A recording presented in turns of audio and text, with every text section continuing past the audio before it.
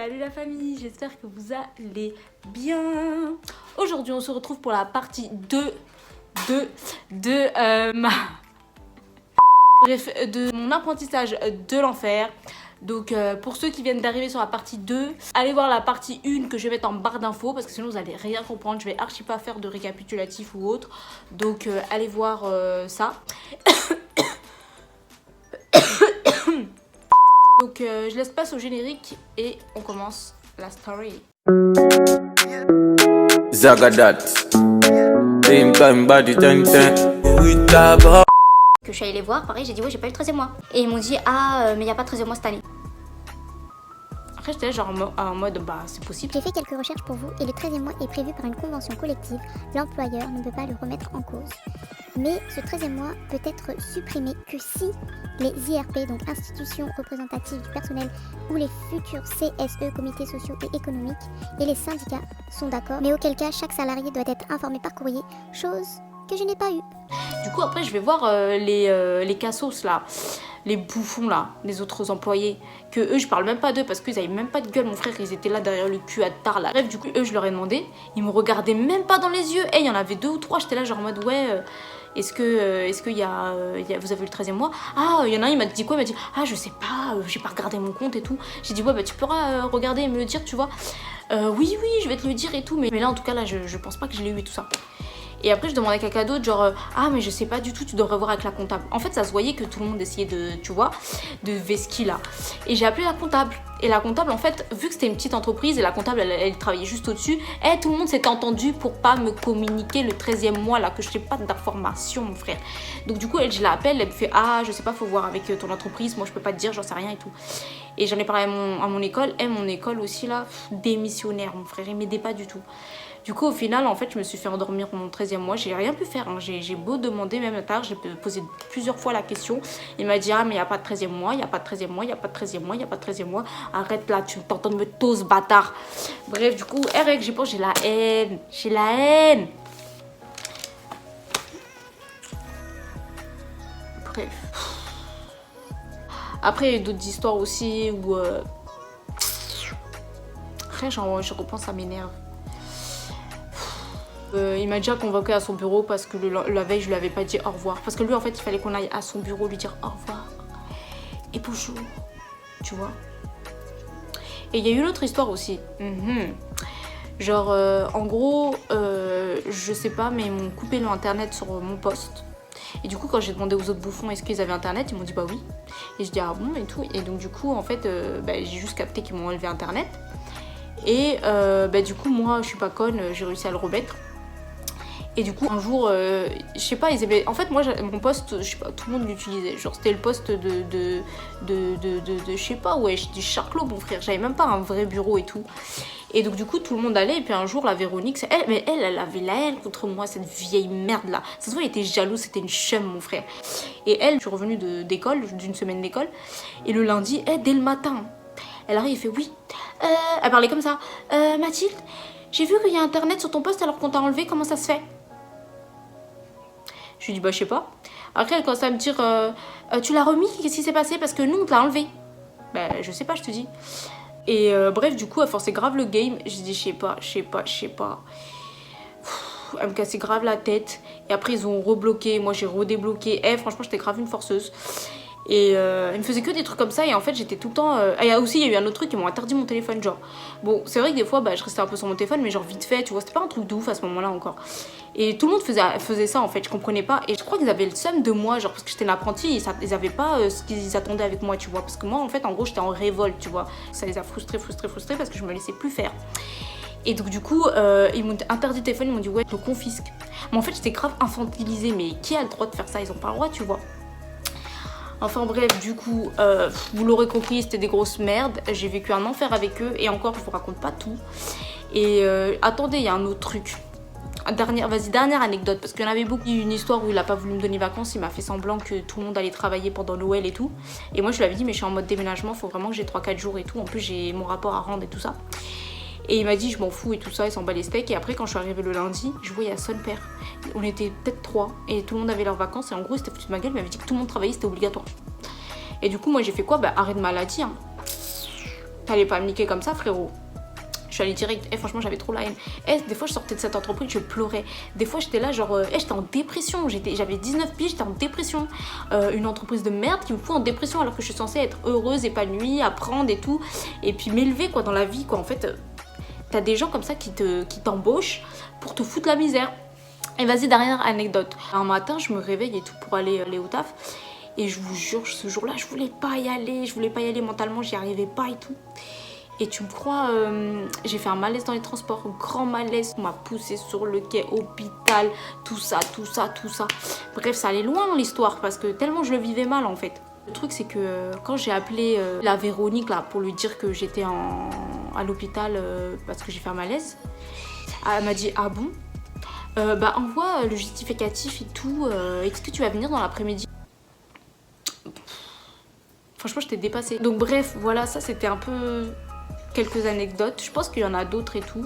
Mais là, je vous ai raconté les principales.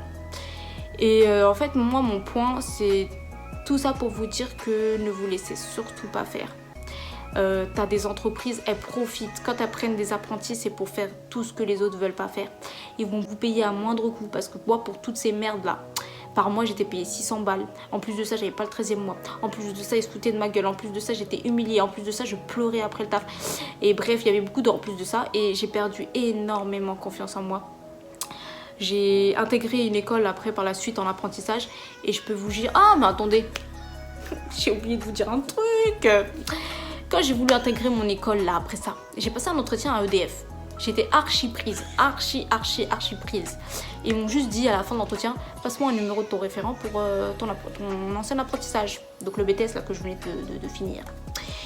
Et du coup, j'ai donné comme une bouffonne parce que moi je voulais donner le numéro de mon gars. Mais sur le coup, je me suis dit non, vas-y Mathilde, vas-y, sois honnête.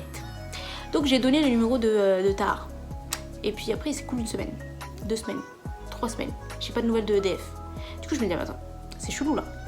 En plus, c'était grave à l'emploi de ouf, à la défense et tout. J'étais trop contente. Je me suis dit, putain, je vais enfin rentrer dans un grand groupe et tout ça. Et après, j'essaye, je l'appelle. Le gars, il répond pas. Il m'envoie un email. Il me dit, ouais, finalement, on ne prend pas. Je dis, non, mais attendez, il faut m'expliquer là. Du coup, j'ai réussi à l'avoir au téléphone. Il me dit, écoute, on a appelé ton ancien gérant. Franchement, ça s'est grave mal passé, apparemment. T'avais des arrêts de maladie. Oui, bah, arrêt de maladie, frère, ça arrivait 2 fois. Et c'est parce qu'ils se sont foutus de ma gueule. Il y avait une fois où j'ai fait un malaise.